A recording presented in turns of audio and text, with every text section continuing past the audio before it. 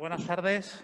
Buenas tardes a todos. En nombre del director de la Fundación Tres Culturas, José Manuel Cervera, en el mío propio y en el del equipo de la Fundación y concretamente del proyecto Halal, les doy la bienvenida a este primer foro participativo online que nos reúne esta mañana aquí. En primer lugar, me gustaría debo informarles de hecho a todos ustedes de que este evento se está grabando y además se está retransmitiendo en directo por el canal de Facebook de la Fundación Tres Culturas, con lo cual ustedes pues, lo pueden seguir por ese canal y después lo van a tener también disponible. Antes de entrar en materia, yo básicamente lo que voy a hacer es explicarles un poco cuál es el formato del evento. Sí quería, recordarles que con respecto al COVID, que desafortunadamente pues, vuelve a atacar fuerte en esta segunda oleada, pues desde la Fundación siempre recomendamos que por favor sigan las instrucciones de las autoridades sanitarias, tanto nacionales, regionales como locales. Sevilla, pues ahora también está pasando un momento difícil, entonces queremos simplemente desearles que tengan la mejor salud posible y que por favor tomen todas las medidas de precaución sin entrar en pánico que conocen de sobra. Hecha esta salvedad, les voy a presentar este primer foro participativo online. Les voy a contar muy brevemente en qué consiste el proyecto, porque ya tuvimos el encuentro de lanzamiento el 30 de septiembre. Voy a pedir también, y me lo voy a autoaplicar yo, que hablemos lo más despacio posible para favorecer y facilitar una correcta traducción al portugués de este evento. Y agradezco también la traductora que nos acompaña hoy. Y también quiero agradecerles a todos ustedes por la acogida, porque habíamos habilitado 100 inscripciones para este evento y, bueno, y nos hemos quedado sin sitio, ¿no? Es decir, está todo lleno, ¿no?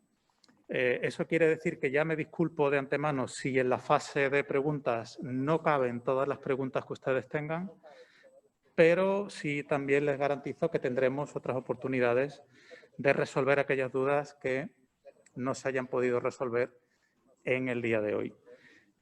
Hoy contamos con Isabel Romero, que es la directora del Instituto Halal, a la que aprovecho ya para saludarla. Isabel, buenos días, bienvenida.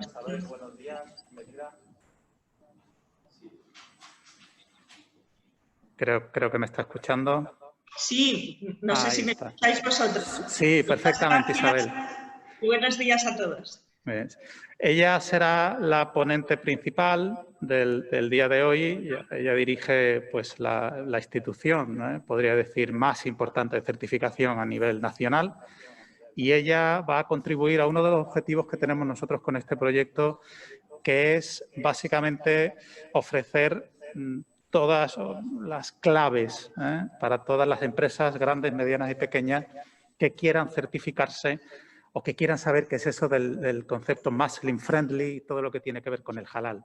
Si solo hablamos de alimentación o hablamos de otros servicios, en fin, nadie mejor que ella para explicárnoslo en el día de hoy. Así que, Isabel, muchas gracias por estar con nosotros, por haber aceptado la invitación de la Fundación Tres Culturas y del proyecto, que no lo he dicho, pero que es un proyecto Interreg de cooperación transfronteriza entre España y Portugal, financiado con fondos FEDER.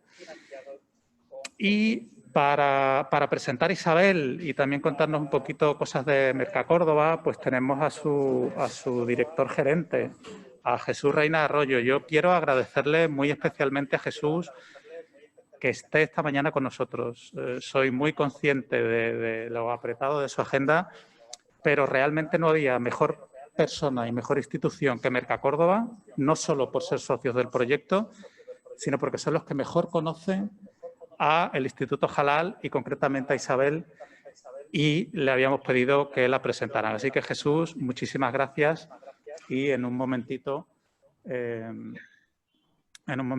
os voy a pasar la palabra para que vosotros un segundito, que tenemos aquí un pequeño problema de sonido. Ahora, listo. Bueno, como les decía, yo no me voy a extender mucho más. Este proyecto básicamente lo que persigue es generar ventajas competitivas para los productos y servicios de las empresas del espacio de cooperación, de este Andalucía-Portugal, Andalucía bajo Alentejo principalmente, mediante su adaptación, como decía, a los conceptos Muslim-friendly, con el objetivo de favorecer las exportaciones. En fin, habrá que adecuar la oferta a sectores estratégicos del turismo, del comercio y de la artesanía, habrá que favorecer la adaptación de esos productos y servicios con potencial exportador y habrá que fortalecer los mecanismos de cooperación empresarial, ¿no? En este proyecto nos acompaña, como ya he dicho, Merca Córdoba. También quiero mandarle un cariñosísimo saludo a nuestros socios portugueses, a Zimbal y a Nerve Aeval. Y la estructura del evento es la siguiente. Jesús Reina va a presentar, el Instituto Jalal va a presentar a Isabel Romero. Isabel nos va a ofrecer una ponencia marco sobre el concepto que es esto de Halal, cuáles son los pasos de la certificación, qué quiere decir esto de Muslim Friendly. Pero hay que tener muy en cuenta el título del evento, primer foro participativo, ¿no? Y me voy al segundo apellido, al participativo, para que por favor ustedes, que como he dicho son muchos, participen. Es el momento de que planteen todas las dudas que tengan, de cualquier tipo. Da igual si es el tipo de empresa que ustedes tienen, si es en una institución, si es grande, mediana o pequeña. Es el momento de que ustedes pregunten todas aquellas dudas que les surjan sobre este concepto en creciente interés a nivel económico y que hoy vamos a tratar con profundidad. Así que yo no me voy a entretener mucho más, volveré a estar con ustedes cuando llegue el turno de preguntas y yo les cedo la palabra ahora mismo a Jesús Reina, director gerente de Merca Córdoba. Jesús, cuando quieras. Muchas gracias, Germinal, por tus amables palabras, tanto para nuestra organización como para mi persona. Intentaré hacer una presentación lo más eficaz posible de una joven de 63 años con la ilusión de una joven de 20. Normalmente en las presentaciones yo creo que se habla demasiado y se presenta demasiado el pato y no se deja probar el magret. Entonces yo creo que lo más oportuno es intentar hacer una presentación eficaz de su trayectoria, pero sobre todo hablando de la persona. Yo creo que en momentos frontera como los que nos encontramos ahora, en el cual el rumbo y el ritmo de las organizaciones está absolutamente en entredicho, lo que define y el elemento característico son las personas. Yo definiría a María Isabel Romero Arias por varios apartados. En primer lugar, creo que es una visionaria del ámbito, una visionaria cuya formación como analista social y de mercado le ha permitido a lo largo de su trayectoria personal y profesional adelantarse mucho a los acontecimientos. Eso le permitió, con su experiencia en el Palacio de Congresos de Córdoba, su experiencia en la Asociación de Palacios de Congresos de Andalucía, en la fundación del Instituto Halal, en su presencia como presidenta de la Junta Islámica, en sus muchas publicaciones desde el ámbito psicosocial, haber sido reconocida como una de las 100 mujeres musulmanas más influyentes de la economía y de los negocios islámicos por Woman en 2019, pertenecer a la Red Internacional de Emprendedores impulsada por el presidente Barack Obama, entre otras distinciones. Creo que es una característica absolutamente crucial de los tiempos que nos ocupan, esa capacidad de anticipación, esa capacidad de visión de lo que viene, no solamente de lo que podemos medir y contar, sino de anticipar las tendencias. Y ayer, en una conversación, me decía alguien que estamos en esta pandemia, en esta crisis económica, más en el terreno de la flexibilidad que en el terreno de las previsiones. Entonces, quizás la gran oportunidad que surge de nuestro proyecto es suficientemente flexibles, con personas visionarias como Isabel, para anticipar desde lo psicosocial y con su intuición un poco del futuro. Por tanto, creo que tiene una enorme capacidad para dictar el rumbo y el ritmo que ha dirigido en el Instituto Halal en los últimos años y que ha permitido no ser la primera, sino ser la principal certificadora con más de 500 empresas, no solo en España, sino en diferentes países del mundo. En segundo lugar, me gustaría detenerme en el aspecto que para mí es más trascendente. He hablado de la cabeza, pero es todo corazón. Entonces, el equilibrio entre trabajar con buenas personas y hacer personas buenas, creo que se cumple en extremo en el caso de Isabel. Y en tercer lugar, descendiendo un poco más en el terreno concreto, pese a ser una musulmana relativamente tardía, ha demostrado en los últimos años tener tanto un desarrollo profesional como un desarrollo religioso en su fe absolutamente irreprochable y absolutamente demoledor. Su ponencia va a versar sobre la introducción a los criterios Muslim Friendly y a la certificación halal. Simplemente me gustaría no dejar de cumplimentar el último objetivo que nos trasladaba Germinal, de que hace una Mercacórdoba aquí. Mercacórdoba, como ya se comentó, formamos parte de la red de los 23 Mercas. Nuestra misión fundamental es garantizar el abastecimiento a la población, a toda la ciudadanía, en condiciones sanitarias eficientes, de precio, de mercado y de salubridad. Y evidentemente, más allá de lo que es nuestro negocio maduro, tradicional, de mercados mayoristas, tenemos la obligación de prospectar, proyectar, tener la inteligencia y la visión con gente que nos da esa oportunidad, como es Isabel, de intentar dar a nuestras empresas la oportunidad no solo de internacionalizarse, sino de diversificar sus actividades. Ese es el motivo principal por el cual Mercacórdoba, dentro de su objeto social, participa en el proyecto.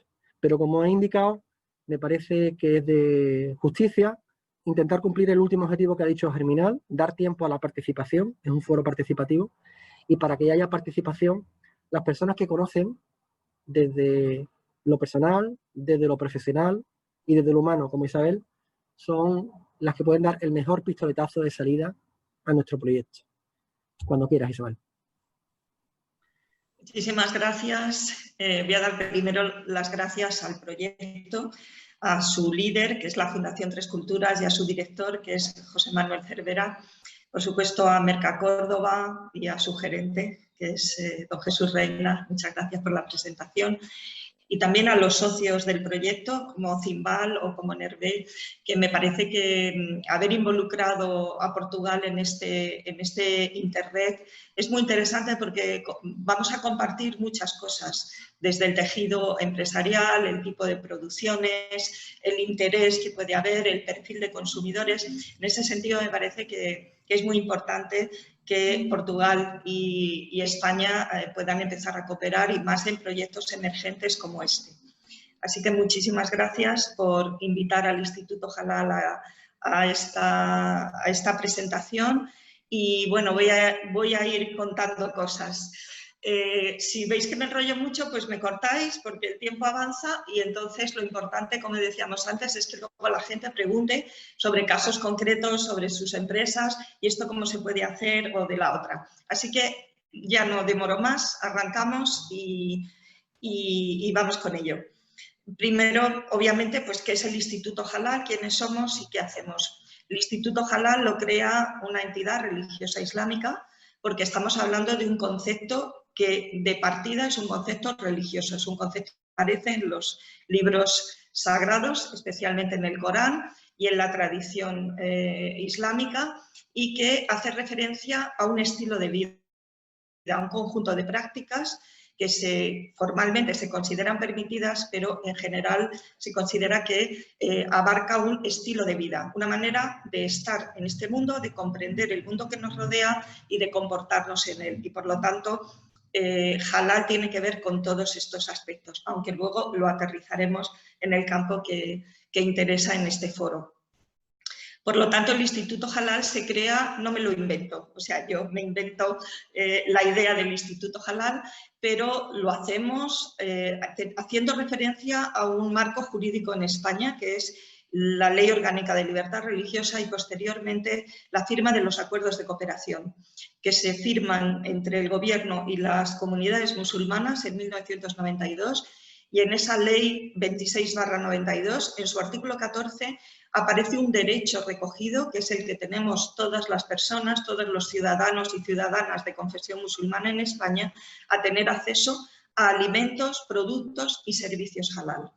Esto que fue muy innovador, es verdad que no hay otro país en Europa que tenga una ley que desarrolle este conjunto de derechos y también de obligaciones por parte de la ciudadanía musulmana, y Junta Islámica pone en marcha la creación del Instituto Halal para investigar, para profundizar y para desarrollar el concepto halal. Inicialmente en nuestro país, pensando en los consumidores musulmanes, aunque inmediatamente vimos que había un interés por parte del tejido empresarial español del mercado internacional. Ya había empresas exportando que contaban con certificaciones locales de mezquitas, de imames, y desde luego no tenían un perfil profesional o profesionalizado como el que nosotros pusimos en marcha. ¿Qué hacemos? Pues hacemos una parte que es avanzar en investigación, en desarrollo del concepto halal, y asistimos a congresos internacionales y estamos en continua actividad para mejorar y profundizar en este concepto. Y luego hemos puesto en marcha, se puso en su día, una entidad de certificación. La entidad de certificación reúne los dos componentes que señalan lo que es una certificación halal: aspectos de carácter técnico y aspectos de carácter religioso. Y ambos se vienen unidos en un reglamento de uso, en una marca registrada legalmente como marca de calidad. En España, no sé, en Portugal, las marcas de calidad tienen una categoría que se denominan marcas de garantía. Y nosotros registramos, en 2003 obtuvimos el registro de la marca de garantía halal de Junta Islámica, así se denomina. Esta marca es la que aplica, desarrolla e impulsa la entidad de certificación. Por lo tanto, hacemos estas dos líneas de trabajo.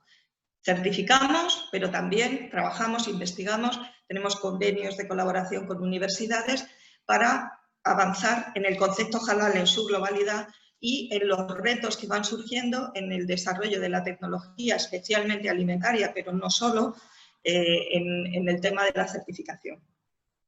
¿Cuáles son los alcances que tiene halal?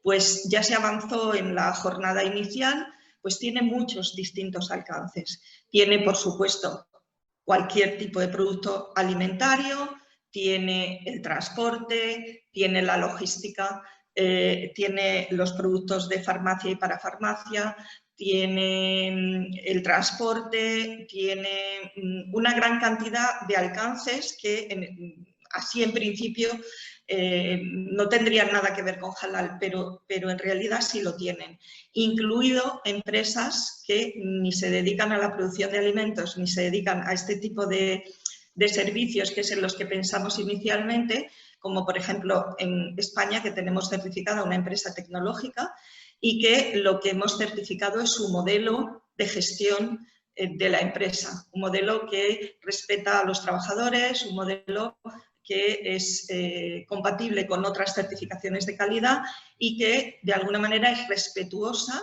con una serie de parámetros que encajan dentro de los parámetros de halal. ¿Y para qué quiere una empresa tecnológica una certificación halal? Pues para presentarse en los mercados potenciales de los países de mayoría musulmana con un gesto en el que le está diciendo: sé lo que haces, entiendo tu filosofía, comprendo tu interés y estoy en sintonía con tus valores. Esto es básicamente lo que haría una empresa que no estuviera en ese perfil. Obviamente es muy minoritario y por lo tanto nosotros hoy nos vamos a centrar en lo que es mayoritario, que es básicamente la producción de alimentos y servicios y por supuesto en el tema del turismo. ¿Cómo operamos desde la entidad de certificación? Como ya he dicho que somos una marca de calidad, pues operamos como cualquier entidad de certificación. Operamos sobre la legalidad, eso es lo primero, las empresas tienen que ser legales, cumplir todos los requerimientos sanitarios, etcétera, en función del perfil que tengan. Por supuesto, tienen que funcionar sobre la trazabilidad. Es necesario que cada empresa, cuando se acerca a la certificación halal, si tiene ya una certificación de calidad, mejor, y si no la tiene, pues la va a tener que desarrollar. se hacen una serie se cumplen una serie de requerimientos de carácter formal, nos tienen que enviar su documentación legal, los productos que quieren certificar. Tengo que decir que esto es una certificación de carácter voluntario y, por lo tanto, el proceso se inicia cuando la empresa se pone en contacto con nosotros y nos dice: quiero saber sobre esto de la certificación halal, quiero saber qué tengo que hacer para certificarme. Quiero aclarar ahora que, como certificamos halal, no somos consultores de halal y, por lo tanto, nosotros podemos orientar a las empresas en el sentido de cuáles son los requisitos que nosotros les vamos a exigir, pero en ningún caso, porque es incompatible, podríamos hacer el asesoramiento a las empresas para que incorporaran la certificación. Eso hay que hacerlo desde otras plataformas. Lo que sí hacemos es facilitarle a la industria o a la empresa que sea toda la documentación para que lean cuáles son los requisitos que nosotros le vamos a exigir que tiene que cumplir para llegar con éxito a la obtención de la certificación halal. En este sentido, como cualquier marca de calidad, se opera sobre normas. Eso lo conocemos todos, toda la gente que está en la industria sabe que las certificaciones funcionan en base a normas. No existe en nuestro marco europeo, no existe ninguna norma halal. Por lo tanto, nosotros, cuando registramos la marca, creamos una normativa propia. Lo hacen también los consejos reguladores, esto yo creo que también se conoce. Entonces tenemos pues un reglamento propio que es un reglamento de uso de la marca de garantía halal y también un manual de procedimientos. Este es la base, el punto de partida sobre el que nosotros trabajamos y actuamos cuando una empresa se pone en contacto con nosotros. Hasta ahí está estupendo, pero si la empresa tiene interés en exportar, nos vamos a encontrar frente a un panorama de normas internacionales que sí que existen y que nosotros, al estar acreditados por todos los países que tienen normas internacionales de acreditación, llegamos a certificar alcances hasta de 19 normas. Por lo tanto, cuando una empresa se pone en contacto y quiere dedicar sus productos a la exportación, tiene que indicarnos, aunque sea como deseo, ¿no?, hacia dónde le gustaría dirigir su mercado. Porque en ese caso nosotros tendríamos que decirle, pues mira, si te diriges a los mercados de Oriente Próximo o te diriges al sudeste asiático, vas a tener que cumplir estas normas que van a complementar la nuestra, la que nosotros utilizamos como base de nuestra certificación. También es verdad que hay muchísimos países que ni tienen norma propia y que les vale las referencias normativas que existen en los países que lideran todo el proceso de normalización en el mundo islámico. Concretamente, los países que lideran la normalización, pues es el SEMIC, el organismo de normalización de la cooperación de los países islámicos, la OIC, y que ya ha desarrollado un paquete de normas bastante amplio que van desde los productos alimentarios a la cosmética, al turismo, etc. Esta norma está sirviendo de base para muchísimos países y estamos muy contentos de que esto sea así, porque la verdad que trabajar con una diversidad de normas de aplicación a la hora de abordar una certificación nos complica la vida a nosotros, pero también se la complican a los productores y a los empresarios que quieren acercarse a este mercado. Tenemos las normas GSEO, que son las que se aplican en los países árabes, sobre todo en el Golfo Pérsico, liderado por Emiratos y más recientemente con Arabia Saudí. Y luego tenemos a Malasia, a Indonesia y a Singapur, que tienen normas propias y que tienen sus propios criterios a la hora de establecer las barreras comerciales cuando quieren importar productos bien procedentes de nuestro país o de otros del marco de la Unión Europea o de cualquier otro destino del mundo y que de facto, ya digo, funcionan como barreras comerciales que hay que cumplir. Por lo tanto, esta es un poco la primera base de complejidad que nos podemos encontrar cuando queremos acercarnos a la internacionalización de nuestros productos bajo el paraguas de una certificación halal.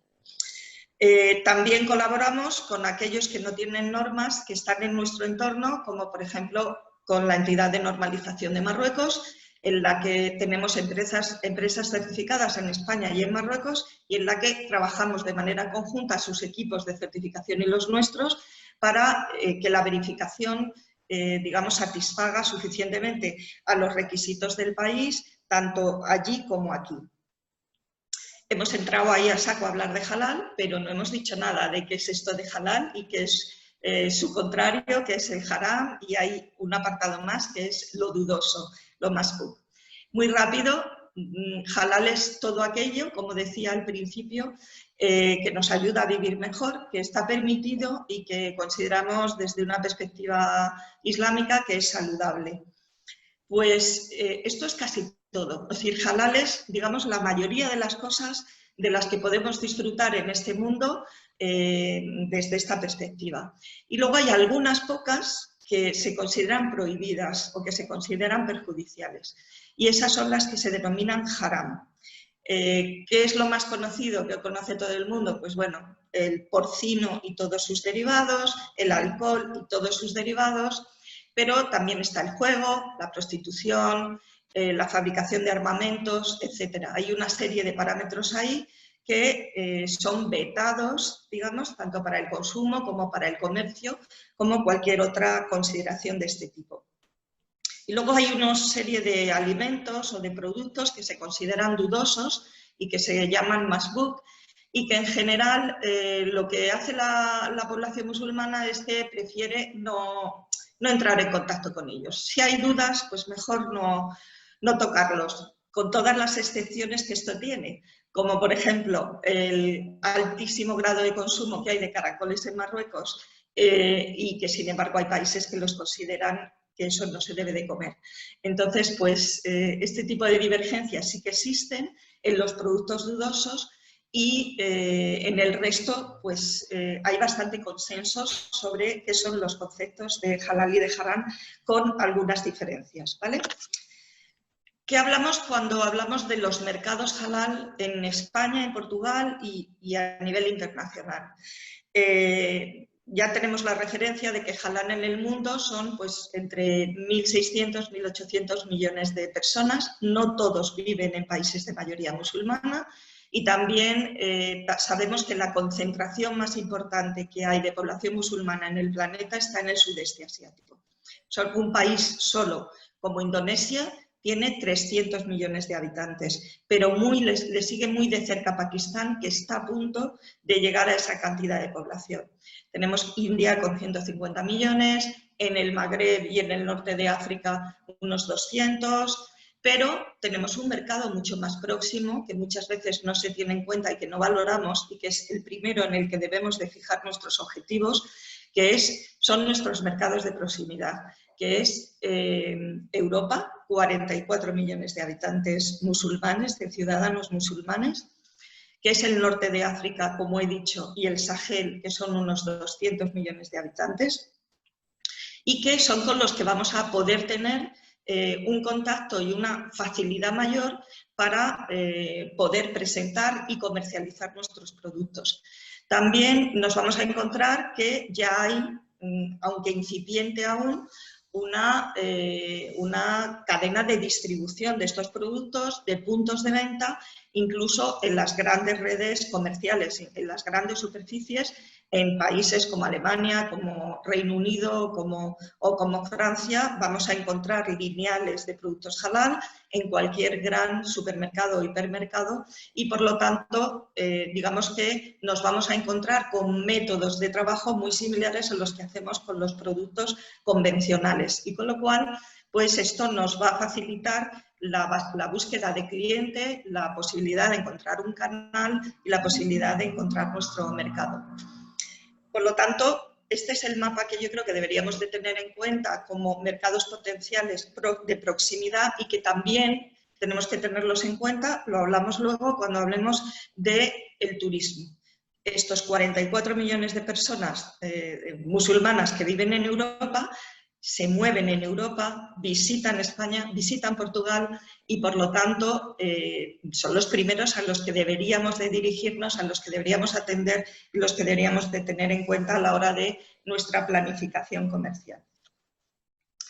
Como decía Jesús, por nosotros, certificada por nosotros, pues tenemos 500 empresas con más de 2.400 productos que se están comercializando en este momento en cerca de 140 destinos a nivel internacional. Son muchos destinos, a veces son pequeñas exportaciones, pero ciertamente suponen ya un volumen importante para lo que estamos desarrollando. Estos destinos no tienen por qué ser necesariamente de países de mayoría musulmana y nos sorprendería encontrar grandes volúmenes de exportación pues, a Estados Unidos o a países que, a pesar de que no son de mayoría musulmana, tienen una población lo suficientemente importante como para contemplar que son mercados potenciales de gran interés. Los mercados del Golfo Pérsico, no voy a entrar en profundidad en todos ellos porque creo que no es el objetivo.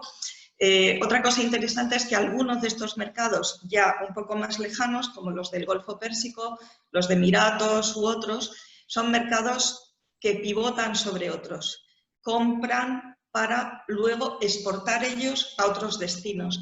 Pero esto también lo está haciendo China.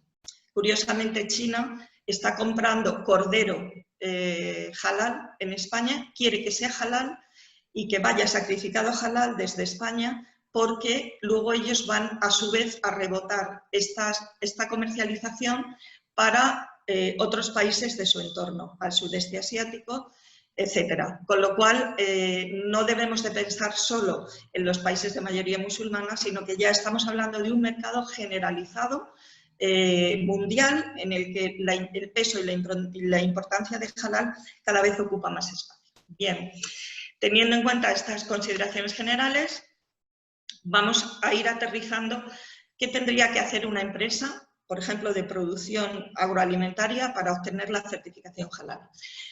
Nosotros tenemos las empresas categorizadas en 3 grados de riesgo. Este es otro aspecto importante. Y nuestra intervención en ellas pues también está cifrada en este grado de riesgo. ¿Por qué de riesgo? ¿Qué quiere decir esto? Quiere decir que un elaborado cárnico, obviamente, para nosotros tiene mucho más riesgo que un aceite de oliva virgen extra. ¿Por qué? Porque un aceite de oliva o un aceite de oliva virgen extra no va a tener interviniendo en su producción más elementos o muchos más elementos que lo que es la materia prima esencial. Cuando ya vamos a un matadero o vamos a una planta de elaborado, especialmente en una planta de elaborado, vamos a tener materias primas mayores, materias primas menores. Vamos a tener colorantes, conservantes, potenciadores del sabor. Vamos a tener una serie de ingredientes, como digo, mayores y menores, que van a hacer que nuestra vigilancia y nuestra intervención en cooperación con la empresa va a ser mayor. En este sentido, volvemos a la trazabilidad y tengo que decir que desde los departamentos de calidad, cuando avanzamos en la idea de que esa empresa, para los productos que estime oportunos, pueda obtener la certificación halal, va a tener que hacer un plan de calidad halal, un plan de producción de calidad halal. Ese plan será supervisado por nuestros técnicos, por nuestros auditores. Tengo que decir que en este momento en el Instituto Halal trabajamos más de 40 personas, con un equipo de auditores de 10 en el grado máximo de auditoría y un equipo de unos 10 también entre supervisores internos, a veces exigimos supervisores internos y otras son externos que visitan las industrias cada poco tiempo para ir supervisando un poco cómo se van haciendo las producciones halal. Una vez que tenemos este plan de producción aprobado, pues empezamos a iniciar esas producciones halal. La certificación, obviamente, también se apoya en análisis en PCRs, que ahora con el tema del COVID todo el mundo ya ha aprendido qué es eso de un PCR. Pues hacemos PCR para determinar en un producto que ya está elaborado si existe algún ingrediente que se pueda considerar haram, que se considere prohibido y que por lo tanto haga inviable la comercialización de ese producto. Entonces, una vez que tenemos auditoría hecha, resumen documental, analítica y el informe de auditoría, el comité de certificación valora que esa empresa puede ya empezar a producir halal y le da un certificado de acreditación a la empresa. Se acredita a la empresa y se le dice que tiene la capacidad. Pero no terminamos ahí. ¿Por qué? Porque si el producto luego va a distribuirse y va a ir a minorista y no es simplemente una materia prima, sino que va a un producto acabado, va a necesitar en cada elaboración y en cada distribución un certificado por lote. Este certificado por lote es muy importante porque va a ser el documento que le van a exigir en frontera y también va a ser el documento que deben de tener los minoristas cuando reciben una mercancía halal. Esta es la garantía que cada uno de ellos puede ofrecer a los consumidores de que el producto es efectivamente halal. Todo, tengo que decir que todo lo que hay en torno a halal se basa en la garantía y en la confianza. Y los consumidores se mueven por ese principio de garantía y de confianza. Por experiencias vividas sabemos que la pérdida de la confianza es muy dura de restablecer.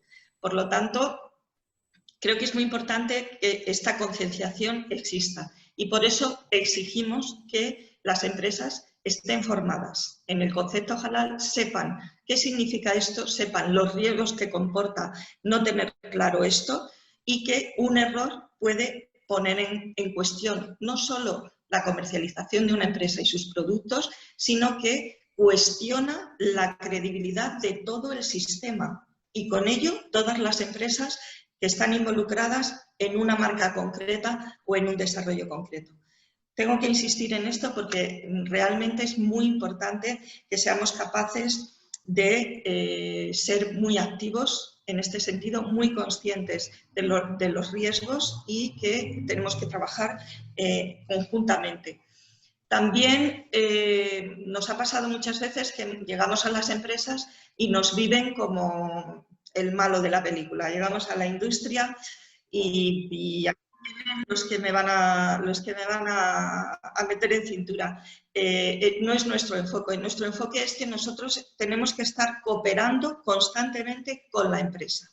Nosotros somos el apoyo necesario que tienen las empresas, nosotros o cualquier entidad de certificación acreditada y con reconocimientos que van a tener para poder tener éxito en la comercialización de sus productos.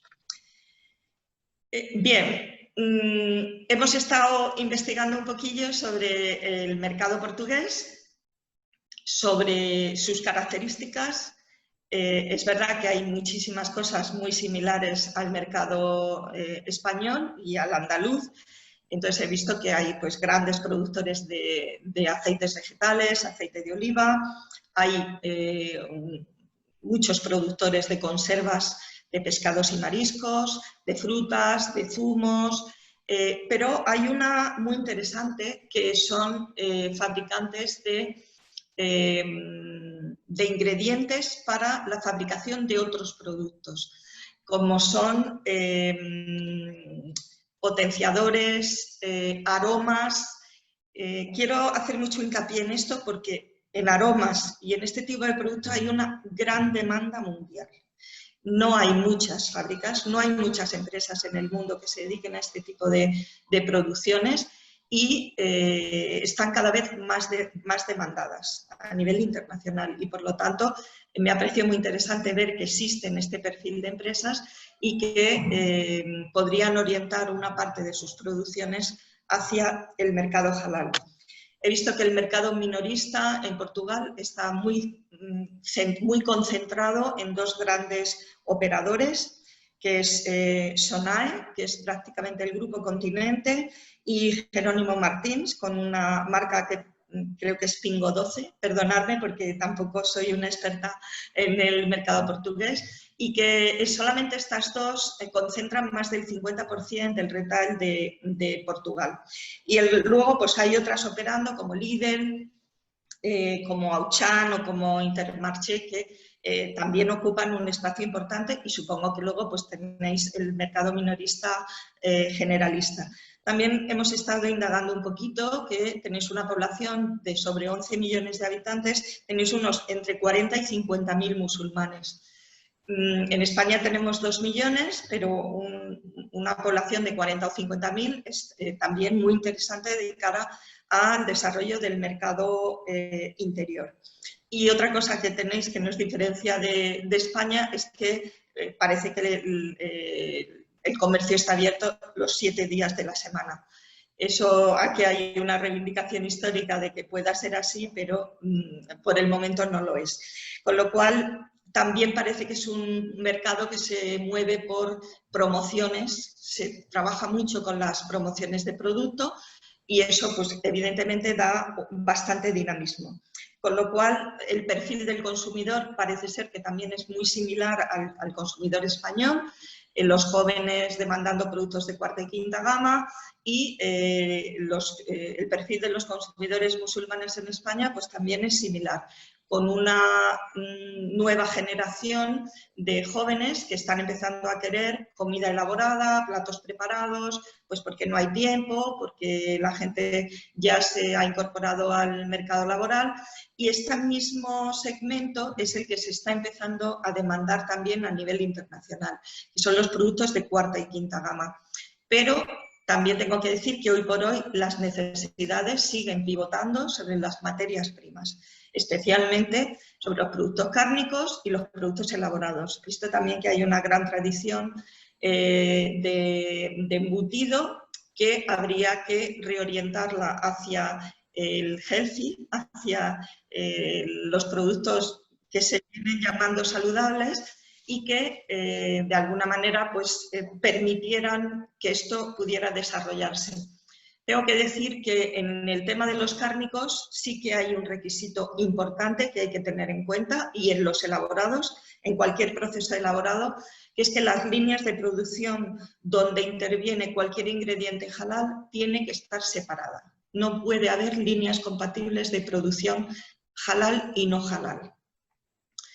Sí que se pueden compartir líneas de producción cuando hay halal y no halal, pero no hay haram. Es decir, no hay ningún producto en esa línea de producción que pudiera generar una contaminación cruzada que convirtiera o pusiera en riesgo la integridad del producto halal. Entonces, en ese caso sí que se puede compartir una línea de producción, limpiando la línea y arrancando con las producciones halal, pero en ningún caso sería posible compartir línea de producción en una línea en la que haya algún tipo de producto o ingrediente halal. ¿Se acaba ahí la certificación? Pues no. Como hablamos de la trazabilidad, pues hay que ir a la identificación del producto, al etiquetado, al almacenamiento y, si es posible, al transporte. Es decir, que ahí hacemos una supervisión de marcas que se utilizan, porque nos hemos encontrado alguna paradoja en empresas españolas de querer seguir utilizando su marca, y su marca pues lo que tiene es un cerdito dentro de un redondel, y evidentemente con esa imagen no puedes ir a comercializar en el mundo islámico. Con lo cual pues siempre sugerimos que se creen marcas específicas para los desarrollos halal, y asesoramos y supervisamos etiquetas, la aplicación de la marca en las etiquetas, en las que siempre hay un teléfono de atención al consumidor, y luego pues el transporte, es decir, la trazabilidad llegaría hasta la separación de almacenamiento, transporte, paletizaje, etc. No voy a entrar más en esto porque es complejo y podríamos estar aquí muchísimo más tiempo. Y vamos a hacer un aterrizaje ya en el tema del turismo, ¿no? Que sería pues la otra gran objetivo que tendría este programa Interreg, ¿no? Luego, si queréis, en el debate, que yo creo que es lo importante, se puede hablar y preguntar. En el tema del turismo, que es un fenómeno más reciente que el del mercado halal, sobre todo con el crecimiento de las clases medias en determinados países y una mayor conciencia de su estilo de vida y de los requerimientos que quieren cuando se desplazan y viajan a un país o viajan por el mundo. Y aquí nos encontramos tres categorías de cliente o de visitante. Nos encontramos un cliente estricto, yo diría que estricto, muy estricto, en el que nunca se sentaría a comer en un restaurante en el que se estuviera sirviendo alcohol o hubiera porcino. Este cliente exige el modelo más duro, digamos, más estricto de certificación para poder ir a un restaurante o disfrutar de una estancia en un hotel. Normalmente en Europa, los hoteles a partir de 4 o 5 estrellas, todo el mundo tiene más o menos interiorizada esta filosofía. Y poco a poco pues, se va caminando hacia, digamos, una certificación integral que permita la tranquilidad de este cliente que digo que tiene un marco mucho más estricto. Tenemos uno medio, una exigencia media que es quiero comer halal, pero entiendo el contexto en el que estoy. No estoy en mi país, entiendo el contexto en el que estoy, que no es un contexto de un país de mayoría musulmana y, por lo tanto, estoy dispuesto a tolerar, digamos, más cosas, ¿no?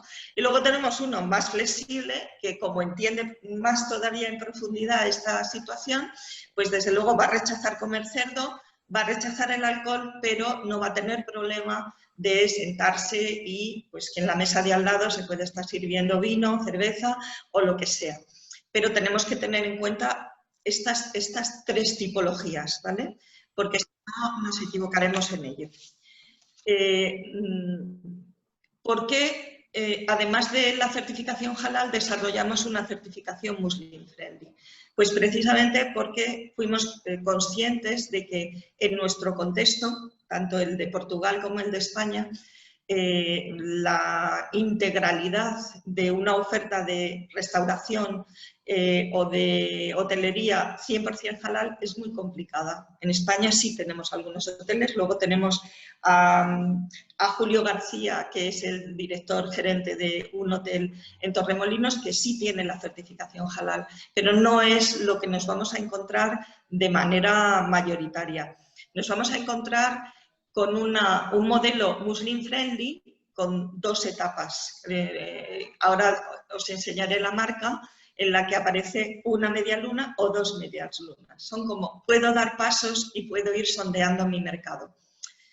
En la fase inicial, digamos que los requerimientos de la certificación Muslim Friendly tiene como 2 bloques de atención. Tienen una parte que está destinada a requisitos de atención al cliente, es sé quién eres, te conozco que tienes unos requerimientos, unas exigencias, he pensado en ti y voy a aplicarlas. Te las voy a intentar ofrecer. Aunque no te pueda ofrecer el máximo, pero te voy a intentar ofrecer aquello que te permita estar cómodo. ¿Y en qué se concreta? Pues, por ejemplo, en hoteles se concreta en que cuando llega el cliente, pues le vas a ofrecer impresa el horario en el que en este país sería el tiempo de las oraciones. Porque si tú vienes de la otra punta del mundo, pues obviamente los horarios te cambian y no tienes por qué saber a qué hora es cuando tú tienes que hacer tus 5 oraciones. Entonces, eso es muy fácil, se descarga de internet, se le ofrece al cliente y tiene ese gesto, esa atención. Otro aspecto de atención al cliente es indicarle en la habitación cuál es la orientación a Meca, para que cuando el cliente en su cuarto quiera rezar, pues pueda tener este distintivo o esta orientación, aunque la mayor parte de la gente ya en sus móviles lleva una brújula, pero me parece que completa esa atención. Igualmente, el poder ofrecer, si la gente no viaja con ella, pues una alfombrilla para poder hacer sus oraciones. Estamos hablando de un cliente individual, pero lo normal es que los clientes musulmanes viajan en grupo. Viajan en familia o viajan en grupo en viajes comunitarios. se reúnen en sus propias comunidades y deciden viajar juntos. Esto está muy bien porque simplifica la identificación y la preparación previa de los establecimientos para recibir grupos de estas características. Las familias viajan juntas, suelen ser familias con un número superior al que nosotros estamos acostumbrados en nuestro contexto, 8, 6, entre 6 y 10 personas. Viajan juntos y quieren los servicios juntos. Con lo cual, para estos grupos es más fácil organizar y preparar. Cuando vienen los grupos, está muy bien que por lo menos en algún momento del día, a lo mejor en la oración de la tarde-noche, en el Magrib, se les ofrezca una sala para que puedan hacerlos todos juntos y no tengan que estar cada uno de forma individual en su habitación. Pues también en la certificación Muslim Friendly vienen unas indicaciones de que tiene que tener esa sala, o más bien que no debería de tener esa sala para que se pueda, no tiene por qué estar dedicada todo el tiempo a eso, simplemente que cuando tengas un grupo, pues sepas cuáles son las cosas que tienes que tener en esa sala para que la gente pueda hacer esta oración que puedan hacer de manera conjunta. Esto, en los aspectos de las habitaciones, pues lo normal es que se retira el alcohol.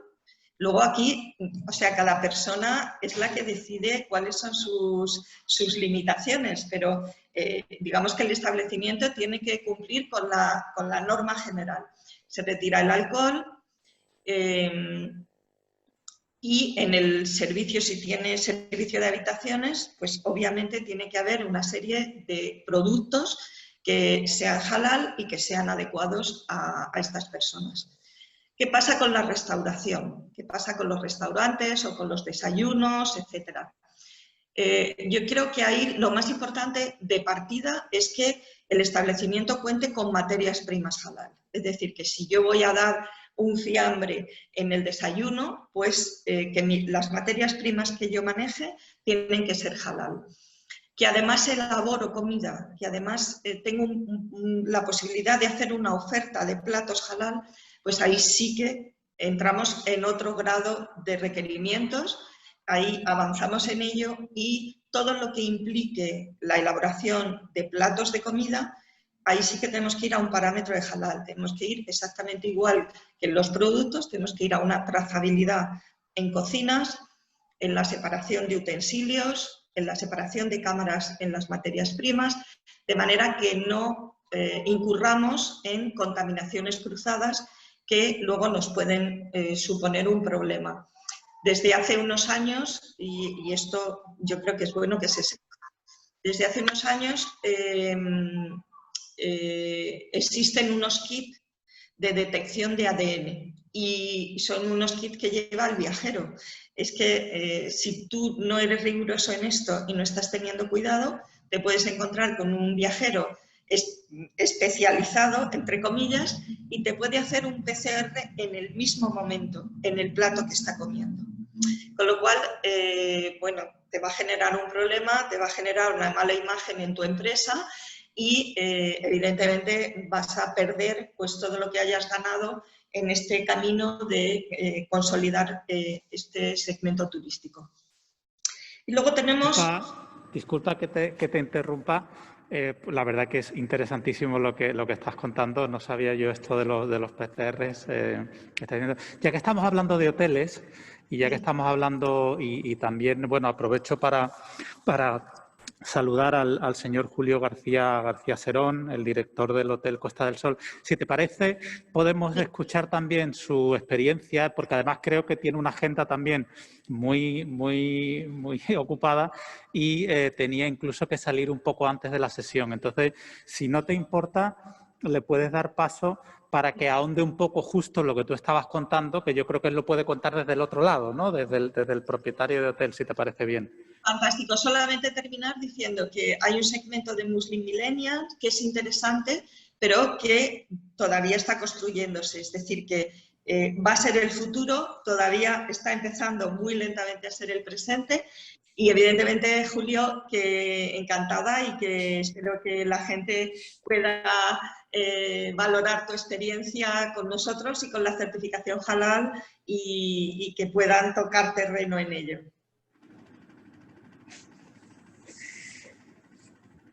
Pues nada, bueno, Julio, os lo presento. Es Julio García, es el director gerente del Hotel de Torremolinos y yo creo que él os puede explicar mucho más en detalle su experiencia, su vivencia y si es muy difícil o no esto de tener una certificación halal o muslim friendly. Bueno, ¿se me ve y se me oye, supongo? Sí. Ante Julio. Bueno, buenos días, buenas tardes. Gracias, Isabel, y gracias especialmente también al Instituto Halal, a la Fundación Tres Culturas, a Antonio Rubiales y bueno, yo por supuesto le mando un saludo muy cariñoso a todas las personas del Instituto Halal, ¿no? Con las que tengo una gran colaboración y una gran estima y aprecio. Bueno, brevemente, porque como bien decís, pues me tengo que marchar rápidamente. Nuestro caso viene de un hotel que es lo principal que hay que decir es que el hotel, la propiedad del hotel es de Kuwaití y ellos desde el principio pues señalaron que el hotel debería estar certificado halal y además por el Instituto Halal, es decir, una cosa que también creo yo que es importante que se diga, que se mencione, es que hay otras certificadoras, ¿no? Halal, pero la más reconocida, sobre todo en el mundo musulmán, sobre todo en la zona del Golfo Pérsico, pero en general en todo el mundo, es el Instituto Halal de Córdoba, por su rigurosidad, por su seriedad, por su, pues bueno, pues que es también de las más conocidas, ¿no? Entonces, bueno, el hotel se puso en contacto con el Instituto Halal. La verdad es que ha sido una experiencia muy reconfortante. No solamente porque la propiedad es musulmana, como digo, de Kuwait, sino porque el hotel ahora ya no está, ahora voy a explicar por qué ha sido esta evolución también, ¿no? Está enfocado a clientes musulmanes, sobre todo de la zona del Golfo Pérsico. Bueno, pues el Instituto Halal nos mandó una serie de directrices, sobre todo en cuanto a normativas, protocolos, procedimientos, instrucciones, etcétera, para cumplimentar. No es nada difícil, la verdad es que no. Sí hay que decir que quizás pues, aumenta un poco los costes, las materias primas, pero también hay que entender que, bueno, que también son un poco más elevadas de costes porque precisamente están certificadas, dan seguridad, dan esa fiabilidad, ¿no? Que requiere en este caso el cliente. Y bueno, nosotros a través del proceso tampoco fue de mucho tiempo, pues conseguimos esa certificación. A grandes rasgos, decir que, bueno, pues son eso, sobre todo trazabilidades, son productos que además tienen que estar certificados como halal, ¿no? A mí me sorprendió mucho, que yo era muy reticente, en cuanto muy escéptico en que existiesen productos para poder ofrecer a los clientes variados para dar un buen servicio y que fuesen halal. Y yo me sorprendí de la cantidad de productos y variedad que hay en el mundo halal, ¿no? Pero sustitutivos de productos que empiezan de alcohol, de carne, etcétera. Por ejemplo, bacon. Yo sabía que había bacon de pavo o bacon de ternera o bacon, en fin, de nada. Yogures, también es importante, yo creo decir que hay productos como por ejemplo, yogures que pensamos que directamente son halal, ¿no? No tienen por qué tener algún producto derivado de alcohol, de porcino y tal. Y sí que, por ejemplo, pueden llevar gelatina de porcino, ¿no? En este aspecto, pues muy importante. O el pollo, ¿no? Una cosa como el pollo no tiene nada que ver con el porcino, ¿no? Pero sí tiene que estar certificado porque eso lo podrías explicar tú mejor que yo, Isabel, es que tiene que estar criado, alimentado, sacrificado de una manera especial y además el matarife tiene que tener también una serie de requisitos, ¿no? Todo esto es muy importante. Lo más a tener en cuenta es el aspecto de comida y bebida, que cumple una serie de directrices, pero también el aspecto físico, en este caso nuestro hotel para cumplir con los servicios, el aspecto físico. Como por ejemplo tener una sala de rezo, tener las alfombras a disposición del cliente en las habitaciones. Nosotros incluso disponíamos de una señalización hacia la Meca para facilitar el rezo. Sí que no tenemos, y es una cosa que que estamos planteando pues una piscina independiente, mujeres y hombres, ¿no? Pero sí, bueno, yo sí puedo decir que aquí hemos convivido, no solamente hemos tenido clientes musulmanes, hemos tenido clientes pues, no musulmanes y musulmanes, y sí han sabido convivir, ¿eh? Nosotros nos hemos encontrado con tono y respeto hacia los dos, ¿eh? Tanto pues, una mujer, además, simultáneamente, una mujer haciendo topless en la piscina y otra con el burkini, y han convivido y se han respetado y no ha pasado absolutamente nada, ¿no? Y bueno, clientes que no son musulmanes, porque Torremolinos, pues históricamente es uno de los destinos preferidos por los británicos y vienen aquí, por entre otras cosas, aparte de nuestro clima y tal, pues vienen también por nuestra cultura y por nuestra gastronomía, que incluye también pues los vinos, cerveza, etcétera, etcétera. La verdad es que no hemos tenido problemas, incluso el hotel cuenta con muchos puntos de venta, cuanto comida y bebida, tenemos una carpa, chill out, en la piscina también tenemos un punto de venta, cafetería, restaurante. No había absolutamente ningún problema con el tema de la bebida ni la comida.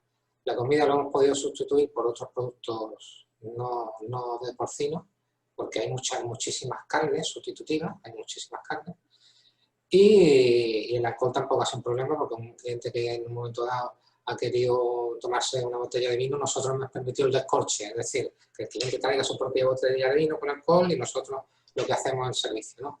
Entonces no ha habido mayor tipo de problemas. Y eso en líneas generales lo que a nosotros pues, nos ha permitido conseguir la certificación, pero no solamente, y eso para atraer a más público musulmán.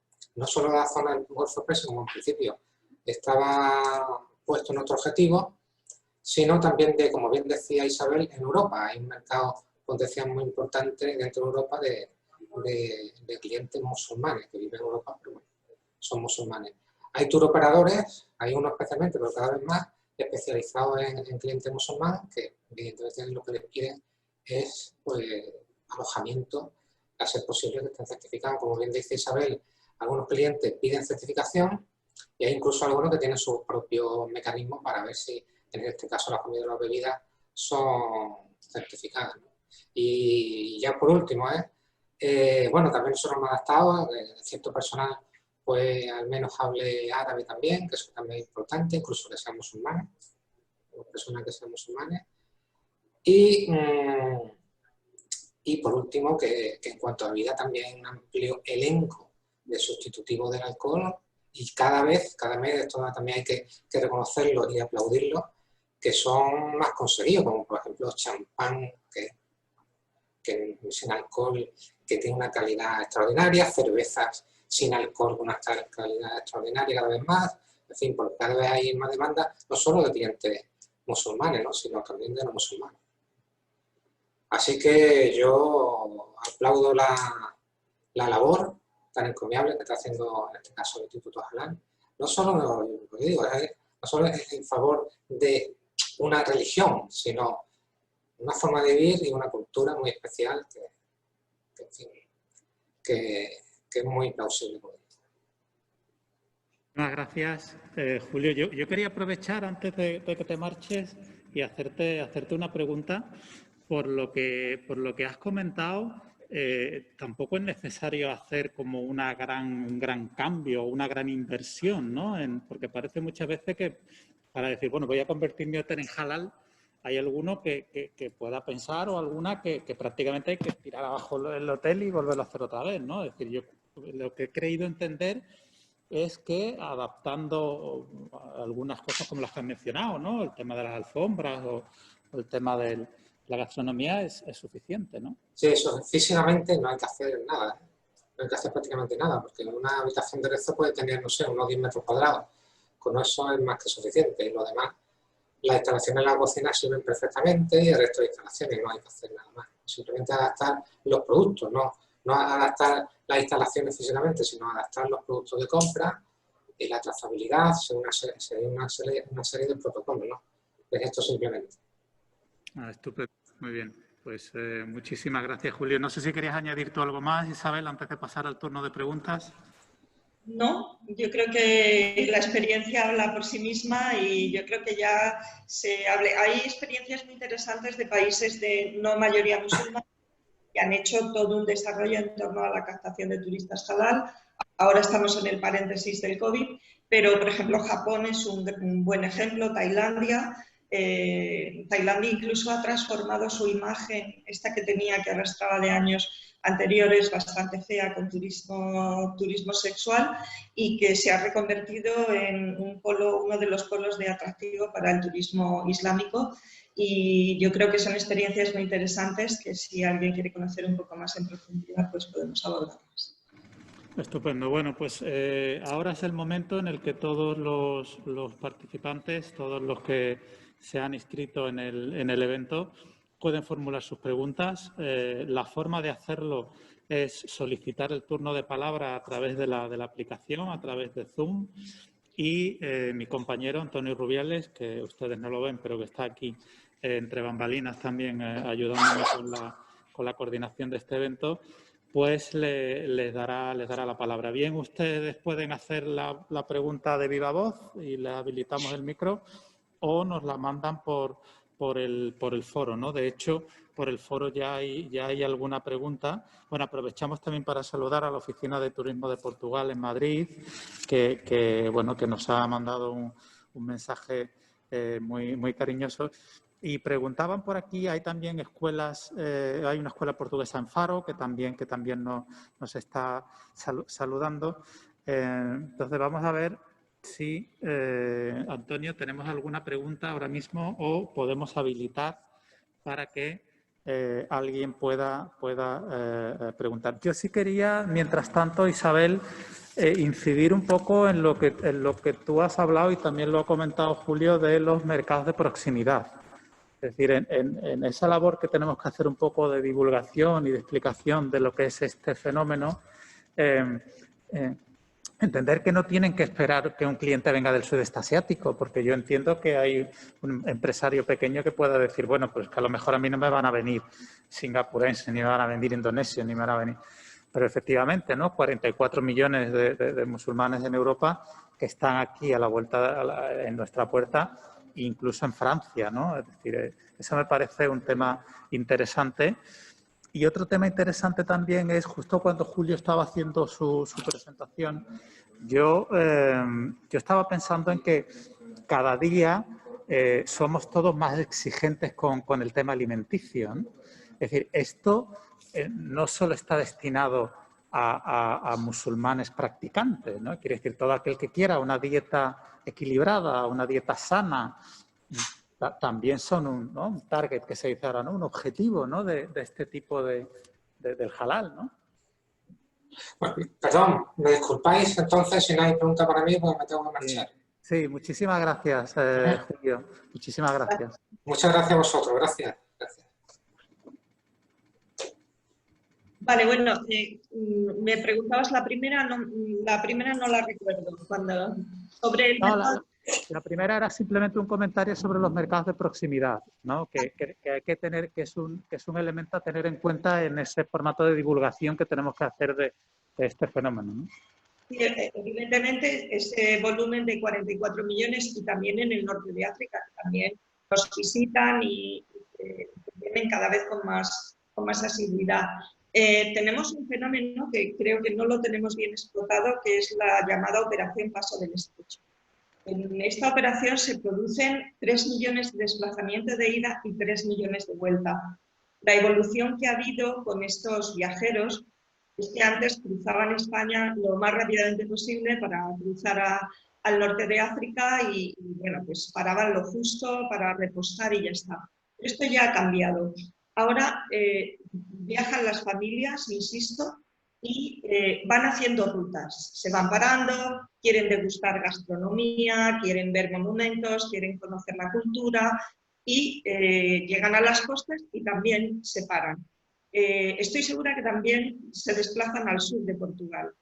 Entonces, este es otro fenómeno que no estamos teniendo en cuenta y que no estamos atendiendo suficientemente a la hora de contemplar las posibilidades de atender a estos públicos, que además, como viven en un contexto, digamos, occidental, pues de alguna manera son más conocedores de las limitaciones que pueden tener los establecimientos y las exigencias hacia ellos. Por lo tanto, Yo creo que lo que tenemos que es a especializar agencias y operadores que se dirijan directamente a estos públicos y receptivos turísticos en los distintos lugares para que los grupos que vengan y los desplazamientos que se produzcan pues esté preparado para poder ofrecer el mejor servicio. Estupendo. Voy a dar paso también a un par de preguntas más que tenemos aquí a través de la aplicación para después pasarle la palabra a mi compañero porque hay también preguntas por Facebook. Una pregunta dice, buenos días, yo no sé si esto igual a lo mejor la Oficina de Turismo de Portugal en Madrid puede contestar, pero bueno, te la lanzo a ti. Dice, buenos días, ¿cómo podemos certificarnos cocineros y chefs halal en Portugal?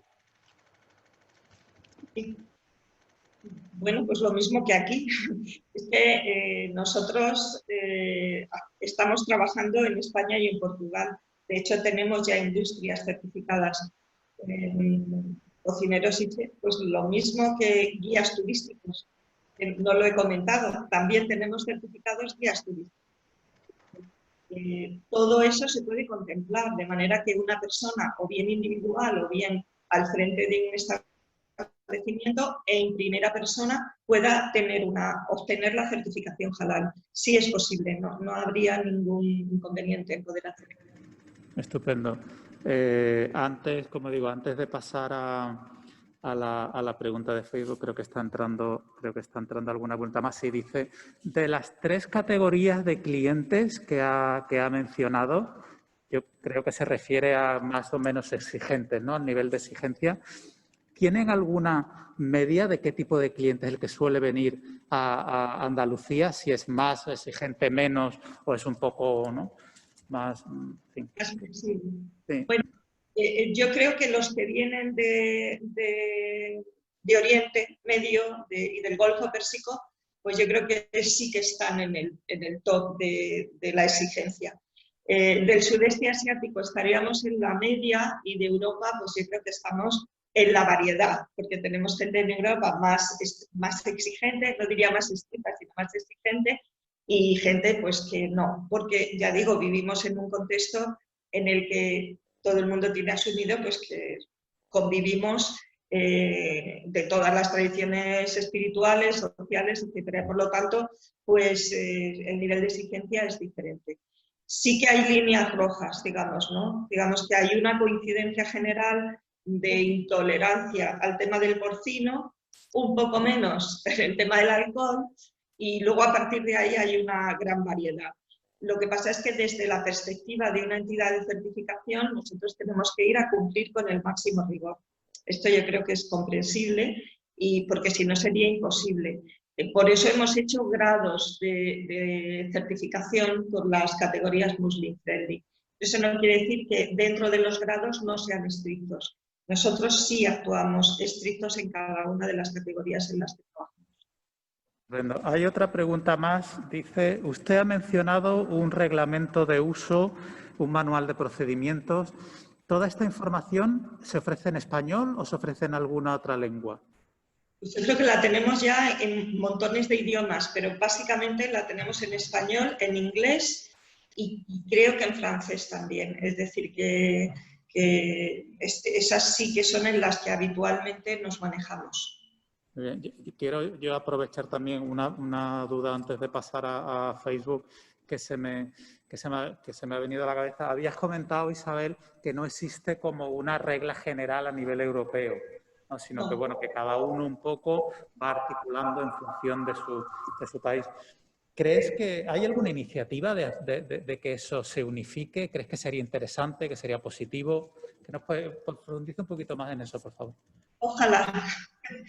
Ojalá, porque bueno, en el marco europeo, concretamente el Instituto Halal sigue siendo miembro de AENOR, que es la entidad de normalización en España, y desde AENOR participamos en el comité, en el CEN, el Comité Europeo de Normalización, y se intentó abordar una norma halal europea. Nos encontramos con una barrera importante, porque es que en una norma, el espíritu de la norma, en el caso nuestro, pues tiene fundamentos religiosos y eso es incompatible con los planteamientos de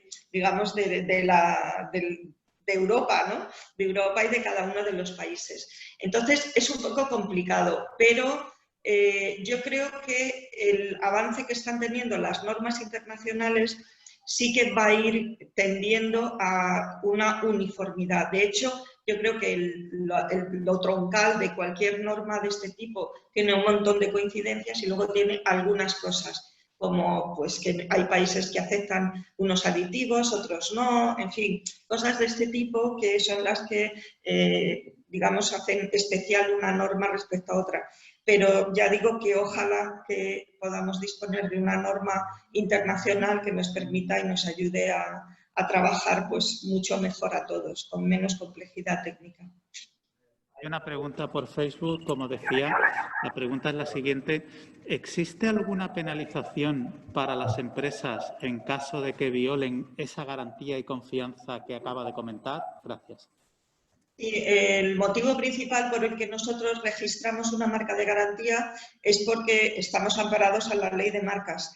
Y la ley de marcas dice que si tú cometes un fraude, estás dañando a mi marca y yo puedo ir contra ti por la vía penal. Tengo que decir que en todos estos años de trayectoria hemos ido pocas veces al juzgado. Y eso dice mucho de la calidad de las empresas y de la responsabilidad que se asume. Ya digo que en muy pocos casos. Porque una cosa es que una empresa pueda cometer un error, pueda tener una no conformidad de manera involuntaria y otra cosa es ir de manera intencionada al fraude. Y en este caso claro, estamos protegidos por la ley, evidentemente, y si detectamos algún tipo de fraude en este sentido, tenemos la ley que nos ampara, evidentemente. Muy bien. Creo que hay otra pregunta también. Dice, dentro de los sectores que ha mencionado, el alimentario, transporte, farmacia y parafarmacia, creo haber entendido también la logística. ¿Cómo se certifica uno en logística? Sí, pues tenemos certificado el puerto de Algeciras, por ejemplo. Es una serie de aspectos, es decir, las mercancías ahora se mueven de un lado a otro del planeta, pues tiene que haber una trazabilidad, porque tú puedes ser muy estricto y muy riguroso en la fábrica, en todos tus procesos, pero ahora llega un container y en ese container se mezclan las cosas, ¿no? Se mezclan las materias y ahí se pueden producir contaminaciones cruzadas que rompen toda la trazabilidad anterior del producto. Pues la logística lo que cuida es... Sí, y tres empresas me chivatean desde aquí que tenemos, además del puerto de Algeciras, 3 empresas de logística. Evidentemente, es que es muy importante y la logística cada vez cobra más importancia y más interés.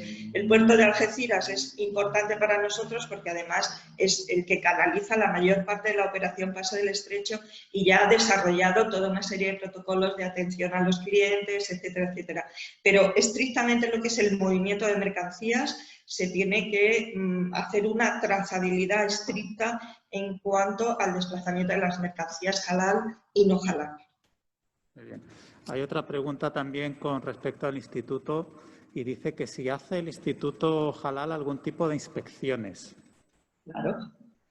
Nosotros, evidentemente, nuestra manera de trabajar en la certificación es con auditorías, supervisiones, lo que yo llamo supervisiones es lo que esta persona habla de inspecciones, la auditoría, las supervisiones, las analíticas, o sea, tenemos todo un procedimiento complejo de verificación de las producciones halal. Muy bien. Bueno, la verdad que se nos está acabando el tiempo. Ya ves, Isabel, que el tema tiene mucho interés, ¿no? Porque son muchas las empresas que nos están acompañando y son pues muchas las preguntas que hemos tenido también. Voy a hacer una o dos preguntas más, si te parece, y vamos cerrando lo que es el acto del día de hoy. Una pregunta va dirigida al concepto de muslin friendly, ¿no? Y pregunta sobre si el muslin friendly lleva alguna marca o pegatina o diferente. Sí, os la voy a enseñar porque como, en fin, lo mío no es la tecnología, esta es la marca Muslin Friendly. Como veis, esta abajo tiene 2 lunitas, que sería, digamos, la fase más mayor de requisitos y esta que tiene una media luna. Esta es la marca que llevarían los establecimientos, que figuraría o bien en la recepción o bien en la entrada del establecimiento, y que es la que nosotros difundimos y en nuestras redes para que sea la marca que el cliente pueda identificar. Y la marca halal general, que os la enseño también, que es la que podéis encontrar en los productos, que es esta marca. Esta es la que vais a encontrar en los productos que cuentan con una certificación halal, que como veis está registrada, y que ese registro es el que nos permite la protección de nosotros y de las empresas que cumplen estrictamente con el reglamento. Y esas pegatinas o esos logotipos, aparte de ser reconocibles, por supuesto, por todos los clientes, ¿los entrega el instituto una vez certificado o eso cómo se consigue? Ajá. Sí, lo que hacemos es la autorización del uso de nuestra marca.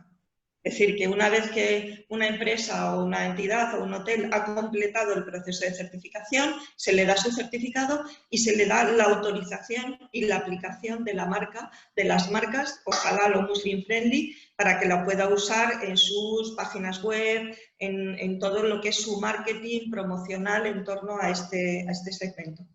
Sí, es parecido, ¿no? Hablabas antes de AENOR, pues es igual, ¿no? Si uno se certifica con AENOR, le dan el certificado y le dan el sellito que va colocando en toda su documentación, en todo lo que haga, ¿no? Bueno, y vamos a hacer ya la última pregunta sobre el tema de las pegatinas, que ahora está generando bastante debate. Dice que incluso han visto pegatinas de muy diferentes tipos en muchos establecimientos, incluso en alemán, por ejemplo, ¿no? Ese tipo de pegatinas entendemos que no forman parte del proceso certificador ni nada, sino que es simplemente, bueno, pues que a alguien le ha parecido oportuno pegarla, pero tenemos que ceñirnos a las que tú nos has enseñado en pantalla, ninguna otra, ¿no? No, es que, a ver, la ausencia de una norma, digamos, las normas son todas de aplicación voluntaria, pero evidentemente una norma, digamos, bajo el paraguas de UNE, que sería la que en España tiene la responsabilidad de la aplicación de normas, pues desde luego la gente se va a cortar más en piratearla. ¿Hay pirateo? Pues sí, por eso yo creo que es labor de todos que los consumidores estén bien informados y sepan qué es una marca que está avalando de verdad un proceso de certificación y otra que no está avalando nada, sino que me he descargado no sé qué de internet y que realmente detrás no hay nada más que la garantía personal que esté aportando el que ha hecho la pegatina o el que la ha puesto en el establecimiento. Y ya para terminar, Isabel, porque ya te digo, siguen entrando preguntas, pero el tiempo ya nos limita.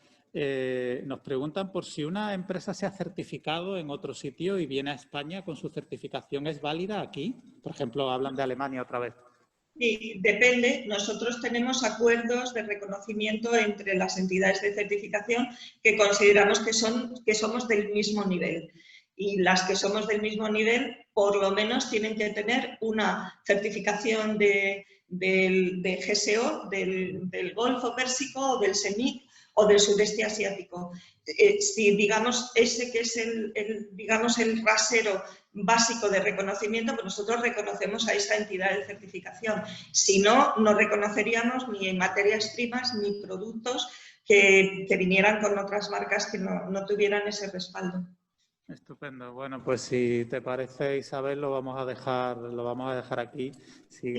Sigue habiendo muchas más preguntas, pero es mucha gente la que hay e insisto, el tiempo lo tenemos un poco limitado. Sí. Solo una cosa muy cortita que no te contesté antes y que es interesante. La experiencia de los hoteles y los establecimientos que son compartidos con público musulmán y no musulmán, teníamos la experiencia de otro establecimiento que nos decía que tenía muchas familias españolas con hijos pequeños o en adolescencia que precisamente querían estar en sitios donde no hubiera acceso al alcohol, curiosamente. Entonces, eso era un elemento interesante para esas familias porque estaban más tranquilos que en ese periodo vacacional, pues por lo menos en el hotel y en el sitio donde estaban, pues no iban a tener acceso a productos que ellos no querían que sus hijos consumieran. Interesante, ¿eh? No lo había pensado, pero es verdad, ¿eh? Bueno, pues nada, Isabel, simplemente agradecerte que hayas estado con nosotros. También estuviste en el encuentro de lanzamiento. Me quería quedar de todo lo que has contado, sobre todo con la garantía que ofrece el Instituto Halal. Creo que es un tema muy importante saber con quién se certifica uno. En segundo lugar, con que no es un proceso tan complicado como nos ha explicado Julio, como parece. Y después lo que decía yo antes también, basándome en tu comentario de los mercados de proximidad, ¿no? Es decir, no veamos esto como algo que tiene que venir desde muy lejos, sino que lo tenemos aquí. Así que a mí me ha parecido muy didáctico, me ha parecido muy instructivo. Yo creo que la gente ya tiene una idea un poco más aproximada. Seguiremos nosotros y contaremos contigo, por supuesto, siempre que tus obligaciones te lo permitan, intentando explicar en ese afán didáctico que tiene este proyecto qué es este fenómeno, cómo nos podemos certificar, los diferentes grados, en fin, muchas de las cosas que has contado. Y yo, antes de terminar, me gustaría darle la palabra a Jesús Reina para que pues, bueno, nos diera algunas palabras de despedida también desde Merca Córdoba. Jesús, si quieres ofrecernos algunas palabras de despedida, pues te lo agradecería. Bueno, simplemente Germinal, creo que cuando las presentaciones siempre se quedan parcas es el mejor síntoma de que los objetivos se han cumplido. Con lo cual, me parece que teníamos hoy una magnífica oportunidad para hacer un lanzamiento con un brochazo general del contexto de la certificación que no solamente nos ilumina desde el punto de vista de la certificación, sino que nos ha dado un marco en el cual ya a partir de ahí tenemos la posibilidad de colgar diferentes perchas y píldoras de conocimiento que además tenemos previsto de forma inmediata y que desde la Fundación con nosotros y los socios portugueses iremos informando oportunamente. Con lo cual, creo que tenemos que felicitarnos por la oportunidad y por el contenido y el momento. Muchas gracias a vosotros. Agradeceros nosotros a vosotros que inmediatamente planteasteis que Isabel era la persona más adecuada para hacer este primer foro participativo online y yo creo que ha quedado claro que así era, ¿no? Además, también aprovecho para enviarle un cariñoso recuerdo a Gonzalo, que es con el que estamos también más en el día a día, ya que tus obligaciones pues te requieren por otros lares, ¿no? Está conectado en este momento y está sonriendo. Bueno, pues un abrazo muy fuerte para él. Y nada más, lo vamos a dejar aquí. Simplemente recomendarles a todos ustedes que van a tener disponible esta sesión en el canal de iVoox de la Fundación de podcast, para que lo puedan escuchar de podcast, pues han sido cosas muy interesantes las que se han dicho. Y también vamos a tener el vídeo que hemos retransmitido por Facebook para todos aquellos que no hayan podido estar presentes. Y recordarles que tendremos un segundo foro participativo online del que les daremos más información en la página web, mercadohalal.3culturas, el próximo 26 de noviembre. Así que nos citamos el 26 de noviembre. Aquí nosotros estaremos presentes en la sede de la Fundación Tres Culturas y lo retransmitiremos también por nuestros canales de las redes sociales. Así que muchas gracias por la atención prestada y hasta la próxima.